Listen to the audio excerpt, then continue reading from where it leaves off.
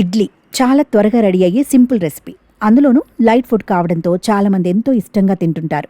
ప్రతి ఒక్కరి ఇంట్లో వారంలో ఎక్కువ రోజులు ఇడ్లీనే ఉంటుంది. అయితే అలాంటి ఇడ్లీ లవర్స్కి ఇది షాకింగ్ న్యూస్ అని చెప్పొచ్చు.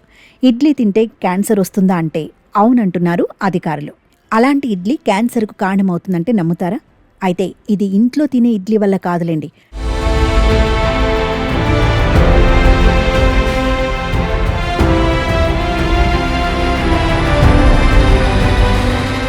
నిజానికి ఇడ్లీలో ఉపయోగించే వస్తువులు ఏవి ఆరోగ్యంపై ప్రతికూల ప్రభావాన్ని చూపవు. కానీ ఇడ్లీ తయారు చేసే విధానమే క్యాన్సర్కు దారితీసే అవకాశాలుంటాయని నిపుణులు చెబుతున్నారు.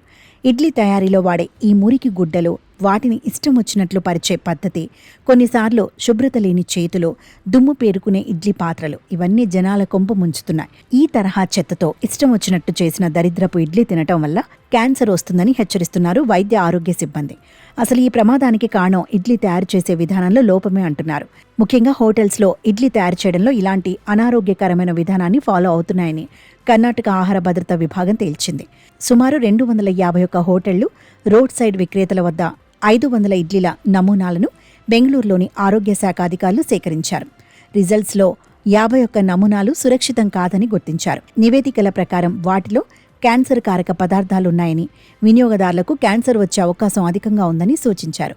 ఇడ్లీ పిండిని సాంప్రదాయకంగా తాజా కాటన్ బట్టలపై పెట్టి తర్వాత వాటిని ఇడ్లీ పాత్రలో ఉంచి ఆవిరితో ఉడికిస్తారు. అయితే అనేక హోటళ్లు, వీధి వ్యాపారులు ఇప్పుడు కాటన్ షీట్లకు బదులుగా ప్లాస్టిక్ షీట్లను ఉపయోగిస్తున్నారని తెలిపారు. ఈ ప్లాస్టిక్స్ వేడి చేసినప్పుడు రసాయనాలను ఉత్పత్తి చేస్తాయని, వాటిలో కొన్ని క్యాన్సర్ కారకమైనవి కావచ్చని అధికారులు చెబుతున్నారు. కాబట్టి ఇడ్లీ ప్రియులందరూ కాస్త శుభ్రంగా తయారు చేసే హోటళ్లలో ఇడ్లీ తినటం ఆరోగ్యానికి మంచిదని చెప్పవచ్చు.